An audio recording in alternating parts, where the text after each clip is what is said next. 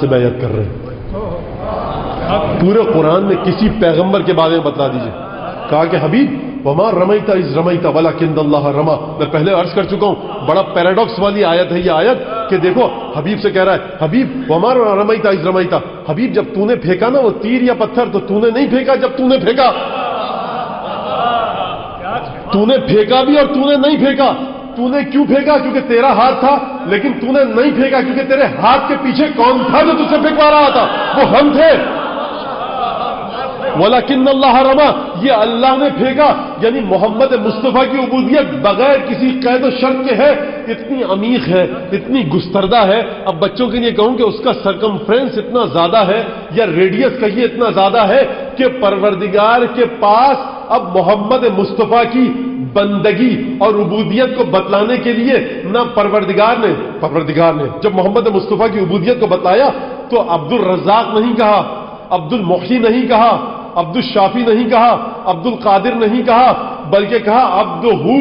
یعنی دیکھو حقیقت پروردگار جس طرح سے وہاں تک کوئی نہیں پہنچ سکتا اسی طرح سے محمد مصطفیٰ کے مقام توحیدی تک کوئی نہیں پہنچ سکتا.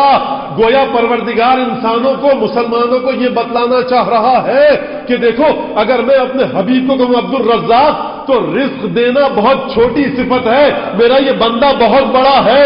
میں کروں تو کیا کروں سوائے مقام ہو کے پروردگار کے پاس کوئی اور لفظ ہی نہیں جو محمد مصطفیٰ کی عبودیت کو بتلا سکے.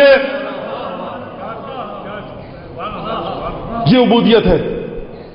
دیکھو لقد کان لکم فی رسول اللہ اسوۃ حسنہ لمن کان یرجو اللہ. اللہ کون ہے؟ اللہ وہ ہے کہ جس کے بارے میں پوچھیے جا کر. مولا کائنات پہلا خطبہ اول الدین معرفتہ. دین کی پہلی چیز کیا ہے؟ بنیاد معرفت خدا.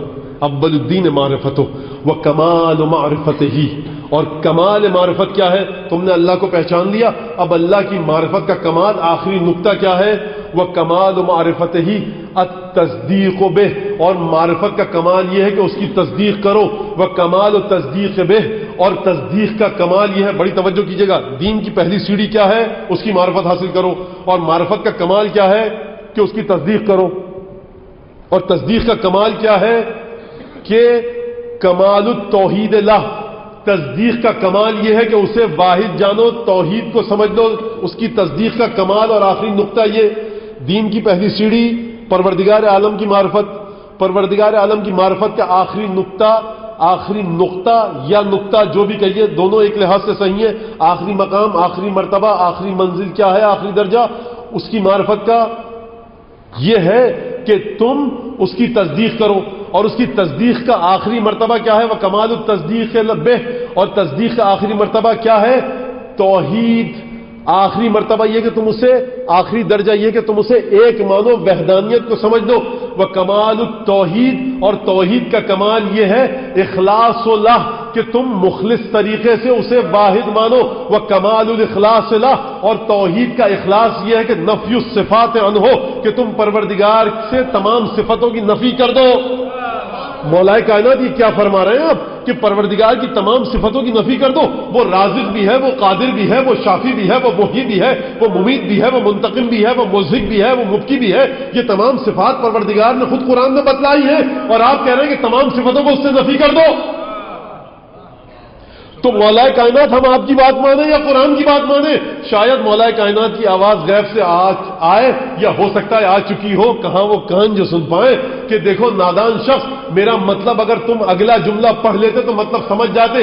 لے شہادت, اس لیے تمام صفتوں کی نفی کرو پروردگار کی ذات سے. لے شہادت ان کل صفت غیر الموصوف, کیونکہ ہر صفت اپنے موصوف سے ہٹ کر ہوتی ہے. جب تم صفت کو الگ رکھو گے, موصوف کو الگ رکھو گے, یہاں دوئی کا تصور آ جائے گا. میں توحید سکھانے آیا ہوں, دوئیت سکھانے نہیں آیا.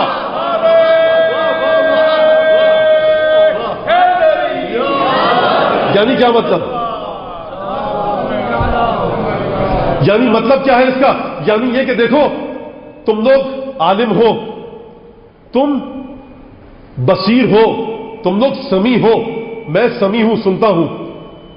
ہو سکتا ہے کانوں میں اگر کوئی خلل آ جائے تو نہ سن پاؤں. آپ عالم ہیں, کوئی صاحب معلم ہے، کوئی میکینک ہے، کوئی انجینئر ہے، کوئی وقت ایسا تھا آپ تھے اور آپ کا علم نہ تھا، آپ نے پڑھا اس کے بعد علم حاصل کیا. مولا کائنات فرمانا چاہ رہے ہیں دیکھو پروردگار کی صفتیں تم لوگوں کی صفتوں کی طرح نہیں ہیں کہ جو پروردگار کی ذات ہو بعد میں صفتیں آ کر اس سے متصل ہو.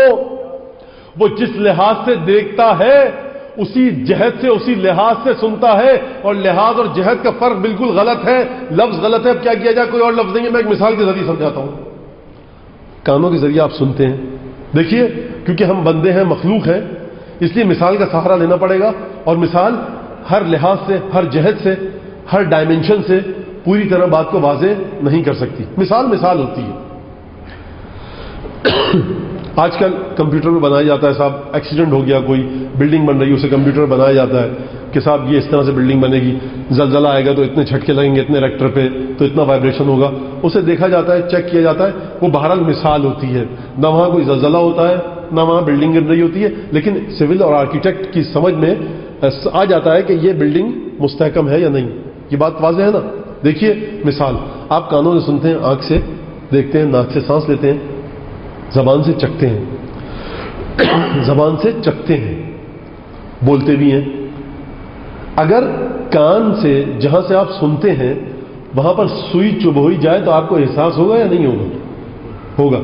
یعنی جس جہت سے آپ سنتے ہیں اسی جہت سے آپ چبھن کا احساس بھی رکھتے ہیں. یہاں دوئی کا تصور نہیں ہے، یہی کان ہے اور یہی ماس ہے، مس کر رہا ہے، فیلنگ یہیں سے ہے چبھن کی. زبان سے آپ ذائقہ چکھتے ہیں، لیکن ماہرین کہتے ہیں، سائنٹسٹ حضرات، کہ جتنی زیادہ سینسٹیوٹی اور پریسیشن زبان میں ہے کسی چیز کے کھردرا یا نرم ہونے کو دیکھنے کی، وہ انسان کے کسی اور عضو میں نہیں ہے. کہ دیکھیے جب آپ کی دانت میں کچھ چیز چلی جاتی ہے اور آپ چیک کرنا چاہتے ہیں، انگلی سے زیادہ آپ زبان کا سہارا لیتے ہیں، کیونکہ زبان بالکل پن پوائنٹوں سے مشخص کر دیتی ہے. اس زبان سے آپ چکھتے ہیں، لیکن جس جہت سے، جس ڈائمنشن اور ڈائریکشن سے چکھتے ہیں اسی لحاظ سے چیزوں کے کھردرے پن کو بھی محسوس کرتے ہیں. آنکھ سے آپ دیکھتے ہیں، لیکن آنکھ میں اگر خدا نخواستہ کسی کے کوئی چیز چبھوئی جائے تو جس آنکھ سے وہ دیکھتا ہے اسی آنکھ سے وہ کسی چیز کے چبھنے کا بھی اندازہ کر لیتا ہے. بھائی جب انسان کی ذات میں پروردگار نے ایسی مثال رکھ دی تو وہ خالق ہے، قادر مطلق ہے. اب اس کے بارے میں یہ کہنے میں کیا مذائقہ ہے کہ دیکھو اس کی ذات میں دوئی کا تصور نہیں. جس لحاظ سے وہ دیکھتا ہے اسی لحاظ سے وہ سنتا بھی ہے، اسی لحاظ سے وہ علم بھی رکھتا ہے، اسی لحاظ سے وہ خلق بھی کرتا ہے، کیونکہ اس کی ذات سوائے وجود کے کچھ نہیں. کہا کہ دیکھو، اسی لیے مولا کائنات نے کہا جب ذات ایسی ہے کہ جو کسی لمیٹیشن میں نہیں، کوئی چیز اسے آ کر لمیٹڈ نہیں کر سکتی، اس کا وجود ہر قید سے پاک، تو اسی لیے مولا کائنات نے نہج البلاغہ میں کہا کہ دیکھو الحمدللہ الذی لا یبلغ مدحتہ القائلون، حمد اس خدا کی کہ جس کی مدحت تک مدحت کرنے والوں کی مدح نہیں پہنچ سکتی. ولا یحصی نعماہ العادون، اور اس کی نعمتوں کو نعمتیں گننے والے نہیں گن سکتے. ولا یعدی حقہ المجتہدون، بڑے سر پٹک کر جو عبادت کرتے رہے رات دن وہ بھی اس کا حق ادا نہیں کر سکتے. الذی لا ینالہ غوث الفتن، تمہاری عقل جتنی بھی باریک بین ہو جائے، جتنا بھی زیادہ فلسفہ اور حکمت پڑھ لو، تم اس کی ذات کی گہرائیوں تک نہیں پہنچ سکتے. دیکھو یہ ہے پروردگار. اب اس پروردگار کے سامنے قیامت میں پیش ہونا ہے. پروردگار ایسا، ہم ایسے. اگر وہاں تک کا سفر کرنا ہے تو سنت کے سائے میں کرنا ہوگا. بھائی جب خدا یہ کہے، خود خدا قرآن میں کہے کہ دیکھو جسے امید ہے ہم سے ملنے کی وہ محمد کے طور طریقوں پر چل کر ہمارے پاس آئے، تو امت کو کیا کہنے کا حق ہے کہ اب اس قبر میں محمد مصطفیٰ کی کچھ نہیں رکھا، یہاں کیوں جا کر دعائیں مانگتے ہو؟ کیونکہ سنت کو میں نے یہ ثابت کر دیا آپ کے سامنے کہ سنت صرف محمد مصطفیٰ کے جسم مطہر و مقدس سے وابستہ نہیں ہے. سنت نام ہے رحمت الہی کا جو محمد مصطفیٰ کے ذریعے سے جس کا سلسلہ جاری رہتا ہے. اور پروردگار نے کہا دیکھیے قیامت دوسری چیز تھی قیامت. اور کیا کہا پروردگار نے؟ یرج اللہ والیوم الآخر، وہ شخص کہ جو قیامت کی امید رکھے. قیامت کیا ہے؟ سورہ حج کی پہلی آیت، یا ایھا الناس اتقوا ربکم، اے لوگوں اپنے پروردگار سے ڈرو، ان زلزلۃ الساعۃ شیء عظیم، دیکھو وہ گھڑی جب قیامت آئے گی ایسا عجیب زلزلہ آئے گا کہ جو بہت عظیم زلزلہ ہوگا۔ دنیا نے 9، 9.5، 8.5 ریکٹر اسکیل کے زلزلے دیکھے ہیں، آتش فشاں پہاڑ پھٹتے ہیں، کتنا وائبریشن آتا ہے، سونامی آ چکا ہے، دیکھیے یہ سب چیزیں اپنی جگہ پر، لیکن تصور کیجئے جسے پروردگار کا انا زلزلۃ الساعۃ شیء عظیم، کہ دیکھو قیامت کا زلزلہ ایک بہت عظیم شے ہے۔ یوم، وہ دن ہوگا، قیامت کا دن وہ دن ہوگا کہ جب تم یہ دیکھو گے، تذہل کل مرضعۃ، وہ دن ہے قیامت کا کہ جب تمام بنی نوع انسان یہ دیکھے گی کہ تذہل، ذہل کا مطلب کیا ہے؟ چھوڑ دینا، لاپرواہ ہو جانا، توجہ نہ کرنا، یعنی آپ کے حواس اس چیز کی طرف نہ جائیں۔ تذہل کل مرضعۃ عما ارضعت، اس دن ہر وہ ماں کہ جس کا شیر خار بچہ ہوگا اور شیر خارگی کی منزل میں ہوگا، ہر وہ ماں کہ جو اپنے بچے کو دودھ پلائے گی حتیٰ اپنے دودھ پلانے والے بچے کو بھول جائے گی۔ یہ ہم اور آپ نہیں سمجھ سکتے، یہ خواتین سمجھ سکتے ہیں۔ تذہل کل مرضعۃ عما ارضعت وتضع کل ذات حمل حملها، اور ہر وہ عورت کہ جس کے یہاں ولادت متوقع ہوگی اس کا حمل سخت ہو جائے گا۔ اتنا زلزلہ ساعت شیء عظیم ہے، قیامت اتنی عظیم ہے۔ وتری الناس سکارا، اور تم لوگ دیکھو گے تمام لوگوں کو کہ گویا یہ نشے میں بدمست ہو کر چکرا رہے ہیں، ادھر سے ادھر ٹکراتے پھر رہے ہیں۔ وما هم بسکارا، تم سمجھو گے یہ نشے میں ہے لیکن یہ نشے میں نہیں ہے۔ سبب کیا ہے؟ ولکن عذاب اللہ شدید، مسئلہ یہ ہے کہ خدا کا بڑا عذاب شدید ہے جو آ چکا ہے، اس وجہ سے دنیا کی یہ حالت ہوئی ہے۔ قیامت کا دن کیا ہوگا کہ جب پروردگار نے فرمایا ہنالک الولایۃ للہ الحق، قیامت کا دن وہ دن ہوگا کہ جب ولایت، بادشاہی، حکمرانی سوائے خدا کے کسی اور کی نہیں ہوگی۔ اس دن پروردگار حکم دے رہا ہے کہ دیکھو ہمارے پاس آؤ گے، الا من اتى الله قلبا سلیم، یوم لا ينفع مال ولا بنون الا من اتى الله بقلب سلیم، اس دن نہ کوئی مال کام آئے گا نہ تمہارے بیٹے کام آئیں گے، صرف کام کیا آئے گا کہ جو پاک اور صاف دل کے ساتھ ہماری بارگاہ میں آئے۔ اس کا مطلب یہ ہے کہ پاک اور صاف دل لے کر اس کی بارگاہ میں جانے کا سنت نبوی سے گہرا تعلق ہے، یعنی وہ دن کہ جب ہر حاملہ عورت کا حمل سخت ہو جائے گا، ہر دودھ پلانے والی ماں اپنے دودھ پیتے بچے کو بھول جائے گی، لوگ نشے کی حالت میں چکراتے پھر رہے ہوں گے حالانکہ وہ نشے میں نہیں ہوں گے۔ پروردگار فرما رہا ہے کہ لیکن کیا جائے کہ خدا کا عذاب بڑا شدید ہے۔ دیکھو اس دن جو چیز تمہیں بچا سکتی ہے وہ تمہارا پاک و صاف دل ہے۔ یہ پاک و صاف دل کیسے حاصل کیا جائے؟ یہ سنت نبوی کے ذریعے حاصل ہوگا۔ درود بھیجیے محمد عالم۔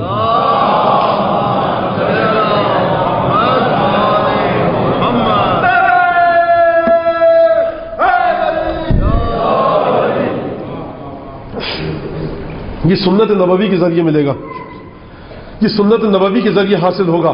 کہا کہ دیکھو قیامت یہ ہے کہ جس دن فمن یعمل مثقال ذرۃ خیرا یرہ ومن یعمل مثقال ذرۃ شرا یرہ، ذرہ برابر جس نے برائی کی ہوگی اس کا نتیجہ دیکھے گا، اسی کو دیکھے گا، اور جس نے ذرہ برابر نیکی کی ہوگی وہ اسی نیکی کو دیکھے گا۔ یعنی ہر چیز سنت نبوی کے سائے میں ہے۔ اب بڑی توجہ کیجئے گا، جب سنت نبوی کے سائے میں ہے، میں نے آپ کو خدا کے بارے میں کچھ گفتگو ہوئی، رسالت کے بارے میں گفتگو ہوئی۔ رسالت توحید اور رسالت کا ایک تعلق ہے۔ پروردگار عالم کہہ رہا ہے قرآن میں کہ دیکھو ہم نے کتنے لوگوں کو تہس نہس کر دیا۔ لقد کان لسبأ فی مساکنہم آیہ، سورہ سبا، لقد کان لسبأ فی مساکنہم آیہ، یہ بہت بڑی نشانی ہے مملکت سبا کے لوگوں کے لیے، ان کے گھروں میں جو انہوں نے بنائے تھے۔ کیا تھا؟ ہم نے انہیں رزق دیا، ہم نے انہیں بڑی فراوانی کے ساتھ رزق دیا، اور ہم نے ان سے کہا کہ دیکھو وشکروا ربکم، اپنے پروردگار کا شکر ادا کرو۔ ہم نے انہیں جنتیں دیں، جنتان ان یمین و شمال، ایک جنت، ایک باغ تھا دائیں طرف سے ایک بائیں طرف سے. اب یہ دائیں بائیں کا معنی کیا ہے یہ مفسرین جانے یا خدا جانے، یا وہ جانے کہ جس پر قرآن نازل ہوا، یا وہ جانے کہ جس کے سینے میں قرآن کا علم ہے، جو قرآن کے ساتھ ہے، قرآن اس کے ساتھ ہے. ابھی ہمارا موضوع گفتگو یہ نہیں ہے. جنتیں دیں، ایک دائیں طرف سے جنت، ایک بائیں طرف سے جنت.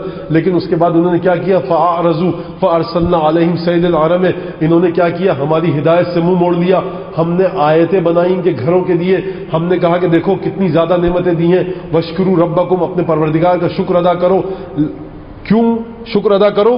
بلدۃ طیبہ ورب غفور، تمہیں ہم نے کیسا اچھا شہر دیا، کتنا اچھا پروردگار ہے تمہارا، تمہارے گناہوں سے درگزر کر رہا ہے، غفور ہے وہ. فاعرضوا، انہوں نے ہماری ہدایت سے منہ موڑا.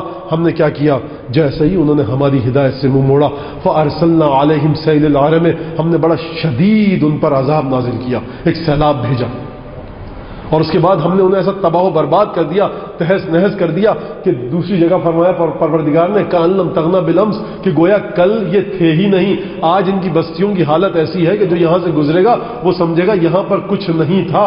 فجعلناہم احادیث ومزقناہم کل ممزق، ہم نے انہیں جن کا اتنا بڑا تہذیب و تمدن تھا ہم نے انہیں بھولی بسری ایک داستان بنا دیا. اب لوگ بات کرتے ہیں قوم عاد ہوا کرتی تھی، قوم سمود ہوا کرتی تھی، ناقہ صالح کو ذبح کرنے والے ہوتے تھے، فلاں قوم وہاں ہوتی تھی، نمرود ہوا کرتا تھا، فرعون ہوا کرتا تھا. فجعلناہم احادیث ومزقناہم کل ممزق، ہم نے انہیں بھولی بسری داستانوں میں تبدیل کر دیا اور اس طرح سے تہس نہس کر کے رکھا کہ ان کا کوئی ذکر باقی نہ رہا. ہم نے ان تمام چیزوں کو تباہ کر دیا. لیکن دیکھو ہم بعض چیزوں کو باقی رکھتے ہیں. وَجَعَلَهَا كَلِمَةً بَاقِيَةً فِي عَقِبِهِ، ہم نے جب ابراہیم نے کہا تھا، ابراہیم کی قوم نے کہا تھا کہ دیکھو اِنَّ بَرَآ، ہم تم سے بری ہیں کہ جن چیزوں کی تم جن بتوں کی پرستش کرتے ہو ہم ان سے دور ہیں. تو ہم نے ابراہیم کے اس توحید کے پیغام کو جعلها کلمۃ باقیۃ فی عقبہ، ہم نے توحید کی اس دعوت کو، توحید کی اس پکار کو ابراہیم کی نسل میں باقی رکھا. یعنی اس سے یہ سمجھ میں آیا کہ نسل ابراہیم جہاں جہاں پر ہوگی وہ توحید کے ساتھ رہے گی. اسی لیے پروردگار نے قرآن میں فرمایا دیکھو اے محمد، اے حبیب، وَنَرَاكَ حِينَ تَقُومُ، ہم نے تجھے دیکھا جب تو نماز پڑھ رہا تھا، وَتَقَلُّبَكَ فِي السَّاجِدِينَ، ہم نے دیکھا کہ تیری ذات سجدہ کرنے والوں کی اصلاب میں کروٹیں لے رہی تھی. تو اب کوئی یہ نہ کہے کہ نبی کریم کے والد نعوذ باللہ کافر گئے. پروردگار فرما رہا ہے کہ تقلبک فی الساجدین وجعلها کلمۃ باقیۃ فی عقبہ، ہم نے اس توحید کو مسلسل ابراہیم کی نسل میں ایک باقی کلمے کی مانند زندہ و جاوید رکھا. یعنی جہاں جہاں ابراہیم کی نسل آئے گی وہاں وہاں توحید کروٹیں لیتی ہوئی نظر آئے گی. ہم نے توحید کے اس پیغام کو ابراہیم کی نسل میں رکھا. یہ مسلسل توحید کا پیکر ختم مرتبت. اب دوبارہ ہوں، جو میں ایک چیز سوچ کے آیا تھا وہ آج پھر رہ گئی. کل انشاءاللہ دعا کیجیے گا کیونکہ مصائب کی منزل ابھی باقی ہے. تو دیکھیے پروردگار عالم فرما رہا ہے سورہ بقرہ میں کہ حبیب فلاح پانے والے کون لوگ ہیں؟ یؤمنون بالغیب. میں نے کل آپ کے سامنے یہ آیت پیش کی تھی، یؤمنون بالغیب، یہ غیب پر ایمان رکھتے ہیں. اور اس کے بعد دوسری صفت کیا بتائی تھی؟ وما انزل الیک، حبیب جو چیز تجھ پر نازل ہوئی اس پر بھی ایمان رکھتے ہیں. وما انزل من قبلک، اور حبیب یہ ان چیزوں پر بھی ایمان رکھتے ہیں جو تجھ سے پہلے والے پیغمبروں پر نازل ہوئی. ایک درود بھیجیے محمد.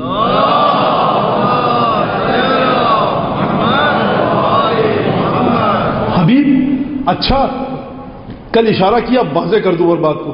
اچھا مسئلہ پتہ کیا ہے؟ مسئلہ یہ ہے کہ اس آیت پر غور کرنا چاہیے. ما انزل الیک وما انزل من قبلک، جو چیز تم پر نازل کی گئی حبیب. اب میں اس کا ترجمہ ہی پڑھوں گا، آیت کو عربی میں نہیں پڑھوں گا، وقت کم ہے. ما انزل یعنی جو چیز حبیب تم پر نازل کی گئی. جو چیز نازل کی گئی وہ کیا تھی؟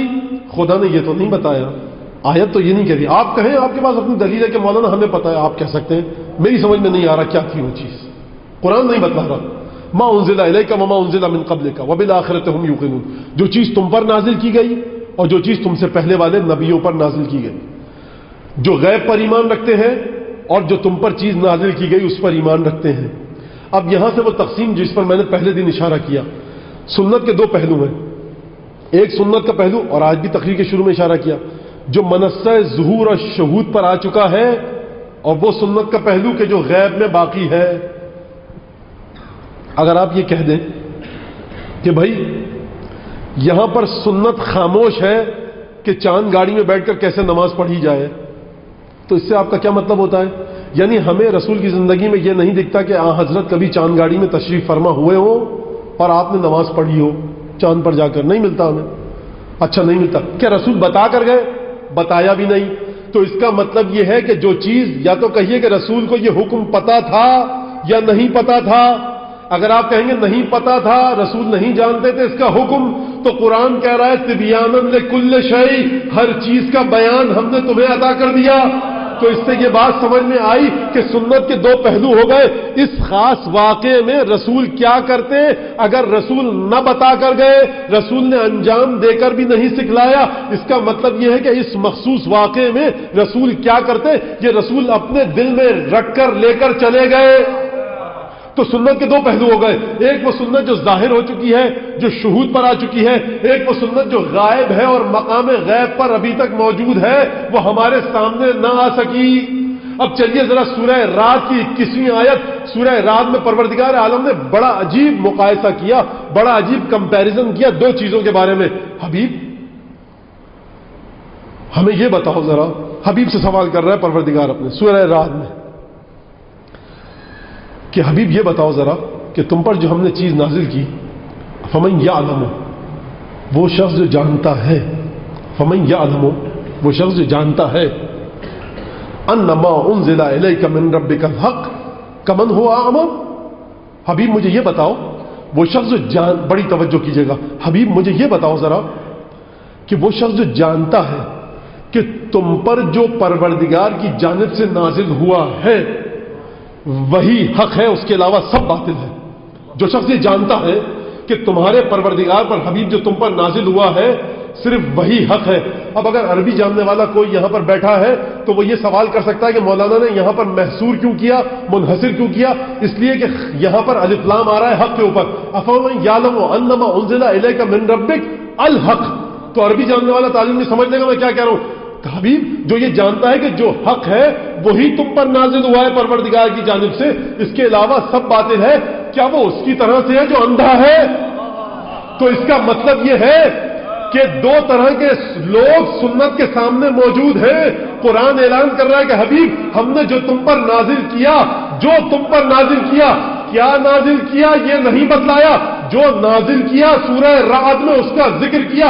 حبیب ہم نے جو تم پر نازل کیا، اور وہ شخص جو جانتا ہے، کوئی ہے جو جانتا ہے، کوئی ہے جو جانتا ہے کہ یہ دو چیزیں جانتا ہے. ایک تو یہ جانتا ہے کہ کیا کیا نازل ہوا، اور یہ بھی جانتا ہے کہ جو نازل ہوا وہ حق ہے. حبیب خدا کہہ رہا ہے ختمی مرتبہ سے، سوال کون کر رہا ہے، کس سے کر رہا ہے؟ ذرا توجہ کیجئے، میری اور آپ کی تو چھوڑ دیجئے، یہاں موسیٰ اور عیسیٰ کی بھی جگہ نہیں. کوئی کیا سمجھے گا اس مقام کو کہ جب خدا پیغمبر سے پوچھے حبیب ذرا یہ بتاؤ کہ جو تم پر نازل ہوا ہے، اور ایک شخص ہے، کوئی ہے، اب ایک ہے، دو ہے، 10 ہے، 20 ہے، صحابہ تھے، تابعین تھے، امہات المؤمنین تھیں، عشرہ مبشرہ تھے، مجھے اس میں نہیں جانا، میں تو قرآن کی آیت پڑھ رہا ہوں کہ حبیب جو شخص یہ جانتا ہے کہ جو تم پر نازل ہوا، وہ یہ جانتا ہے کہ جو نازل ہو رہا ہے وہ حق ہے، کیا وہ اس کی طرح ہو سکتا ہے کہ جو اندھا ہے؟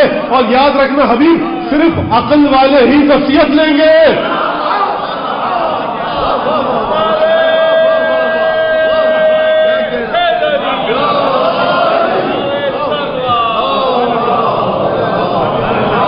بڑی توجہ کیجیے گا. دیکھیے پروردگار کمپیریزن کس چیز کا کر رہا ہے. دو سملر کوالٹیز میں کمپیریزن ہوا کرتا ہے. کمپیریزن ایسا نہیں ہوا کرتا کہ بے ڈھنگا ہو جائے. حبیب جو جانتا ہے کہ تم پر جو نازل ہو رہا ہے پروردگار کی طرف سے وہ حق ہے، کیا اس کی طرح سے ہو سکتا ہے جو نہیں جانتا کہ جو نازل ہو رہا ہے؟ پروردگار کی گفتگو کا انداز عجیب ہے. کہہ رہا ہے حبیب جو تجھ پر نازل ہو رہا ہے اور وہ شخص جانتا ہے کہ یہ حق ہے، کیا اس کی طرح سے جو اندھا ہے؟ یعنی پروردگار یہ کہہ رہا ہے کہ جسے یہ علم نہ ہو کہ محمد پر کیا نازل ہوا، کیسے نازل ہوا، کب نازل ہوا، پروردگار کی نگاہوں میں وہ بینا ہے، اور جو اس کے علاوہ ہو وہ اندھا ہے، نابینا ہے. وما یتذکر الا اولو الالباب، یعنی سمجھ میں آ گیا کہ سنت کے دو پہلو ہیں، ایک پہلو غیبی پہلو ہے، ایک شہودی پہلو ہے۔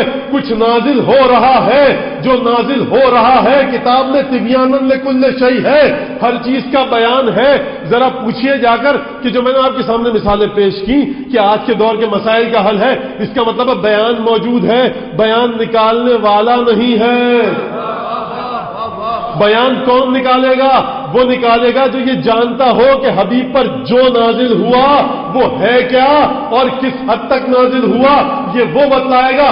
وہ کیسے بتلائے گا؟ کہ جو نابینا ہے، جسے قرآن نابینا کہہ رہا ہے، اور قرآن نے کہہ دیا کہ دیکھو انما یتذکر اولو الالباب، صرف صاحبان عقل ہی نصیحت لے سکتے ہیں۔ تو اب بات یہاں پر آ کر رک گئی کہ سنت کے دو پہلو ہو گئے، ایک غیبی پہلو اور ایک شہودی پہلو۔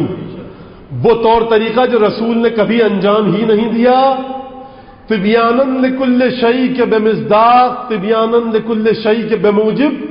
رسول کو پتا ہونا چاہیے کہ مسلمانوں کو 1400 سال بعد کیا مسائل پیش آئیں گے، وہ رسول کے پاس تھے، نہ بتلا کر گئے، یہ اور بات ہے۔ بھائی کیوں نہیں بتلایا؟ کیونکہ رسول بادشاہ مطلق ہے۔ حبیب ما آتاکم الرسول فخذوہ وما نہاکم عنہ فانتہوا، جو دے دے وہ لے لو، جو دے وہ لو، یہ نہیں کہا کہ چھین جھپٹ کر کھینچو۔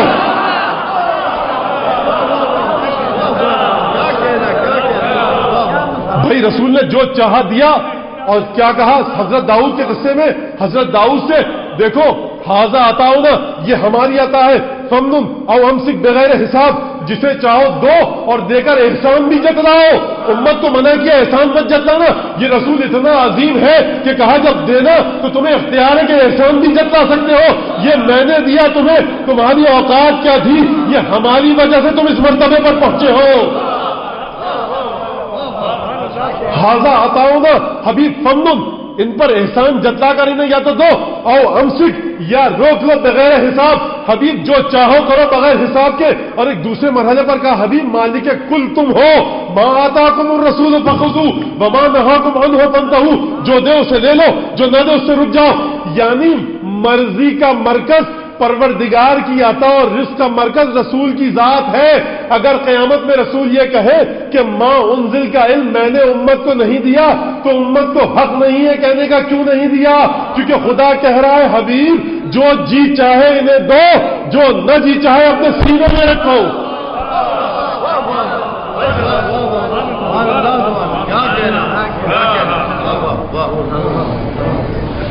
بس عزیزان گرامی، وقت ہو چکا پورا۔ 2 محرم سید الشہداء، اسی سنت رسول کی تجلیات کو بچانے کے لیے آج کہا جاتا ہے کہ اشہد ان محمد رسول اللہ، یہ سید الشہداء کی قربانی کا صدقہ ہے۔ پر عجیب دیکھیں، تجلی جہاں بھی ہو، زمان اور مکان کی کوئی قید نہیں، دوری اور نزدیکی کی کوئی قید نہیں۔ اگر حسین ابن علی کسی کو یہ کہہ کر کوفے بھیجیں یا اہل الکوفہ انی قد بعثت الیکم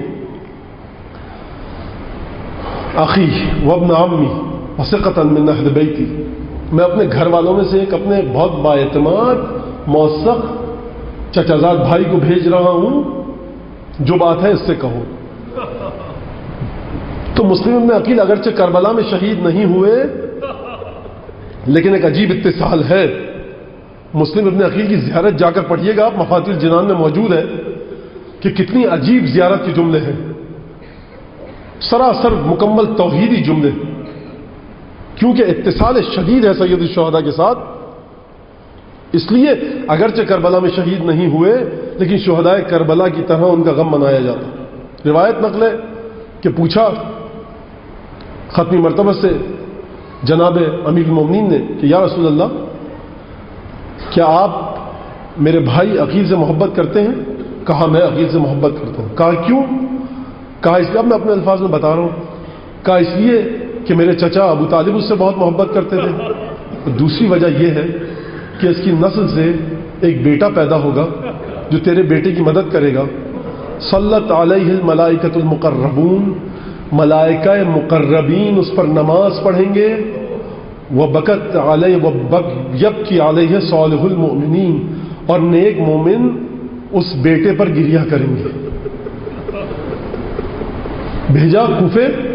مسلم نے جو آپ کے سامنے واقعات ہیں مختصر عرض کروں گا، اور جو نقطہ جو پہلو مسلم کی شخصیت کا بتلانا ہے مجھے، میں کوشش کروں گا وہ آپ کے سامنے آ جائے تاکہ اس شہزادے کی شخصیت کا وہ پہلو آپ کے ذہنوں میں رہے. گئے کوفے، بیعت لی، اور اس کے بعد وہ تمام واقعات، لیکن ایک سیاست کے ذریعے وہاں سے پلٹ گیا. کچھ دھوکہ، کچھ غداری، کچھ بزدلی. مسلم مسجد کوفہ میں نماز پڑھا رہے ہیں، خبر پھیل گئی، افواہ اڑا دی گئی کہ شام سے فوجیں چل چکی ہیں، مسلم کے ساتھیوں کا قلع قمع کر دیا جائے گا. خبر جھوٹی تھی، عبید اللہ بن زیاد کی جانب سے خبر پھیلائی گئی تھی. ہزاروں کا مجمع تھا جن کو مسجد کوفہ کی زیارت نصیب ہوئی ہے دوبارہ ہو، اور جنہیں اب تک نصیب نہیں ہوئی ہے انہیں نصیب ہو انشاءاللہ بحق مسلم ابن عقیل. اب جو مسلم نے عشاء کی نماز کے بعد پلٹ کے دیکھا تو انگشت شمار 14 یا 15 لوگ رہ گئے تھے. مسلم سمجھ گیا، کہا کہ جاؤ، اب مسلم کو تمہاری حاجت نہیں.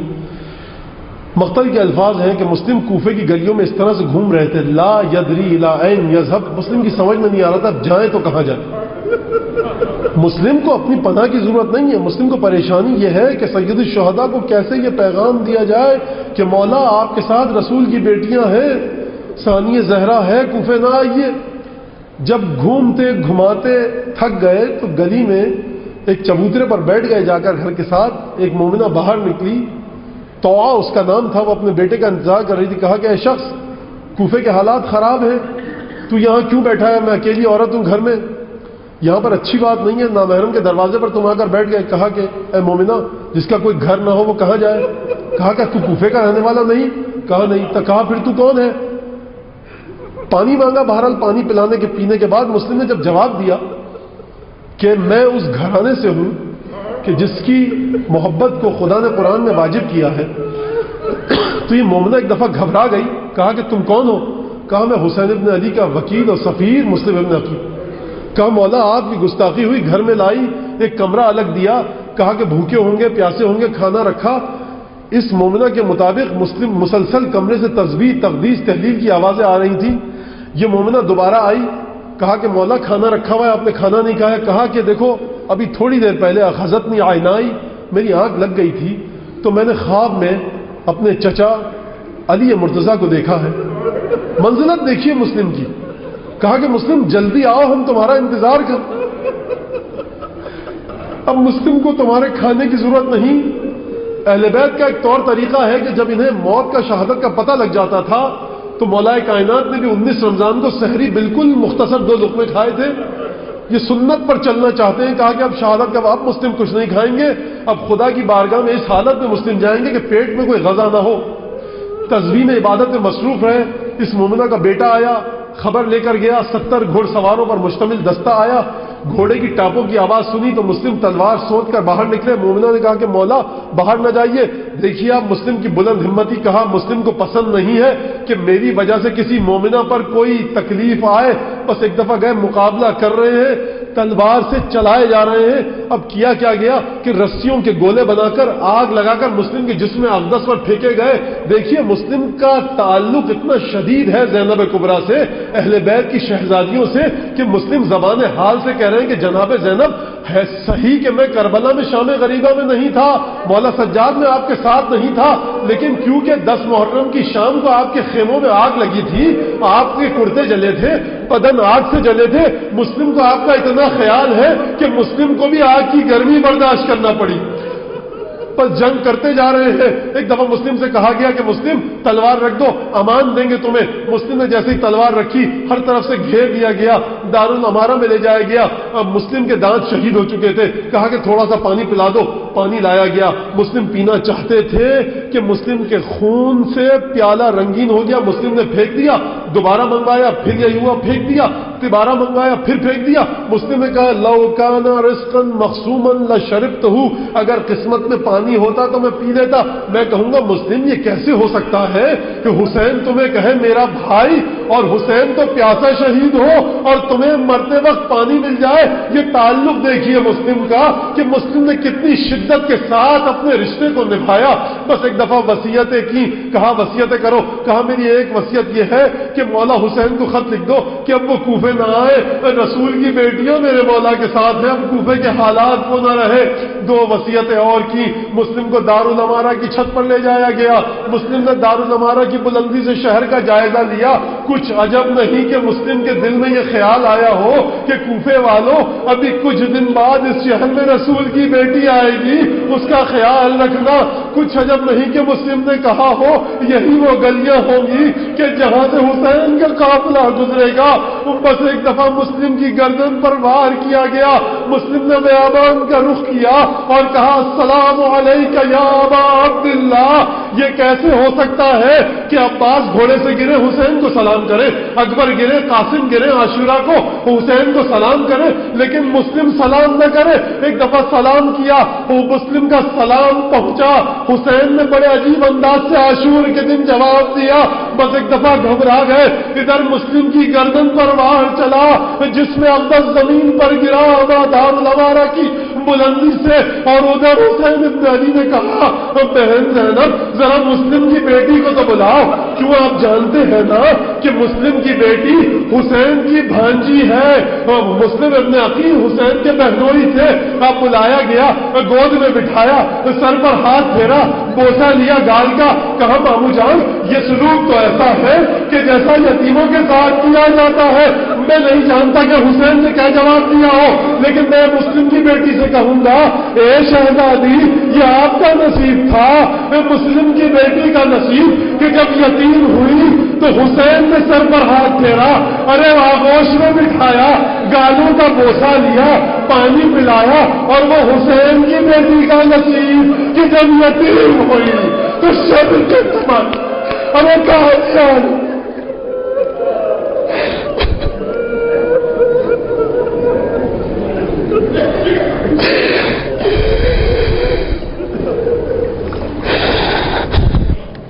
ألا لعنة الله على القوم الظالمين وسيعلم الذين ظلموا أيهم الذين ينقلبون. اللهم عجل لوليك الفرج فرج عنا وعن شيعتهم واكفنا ما همنا بجاه محمد وآله الأطهار. اللهم صل على محمد.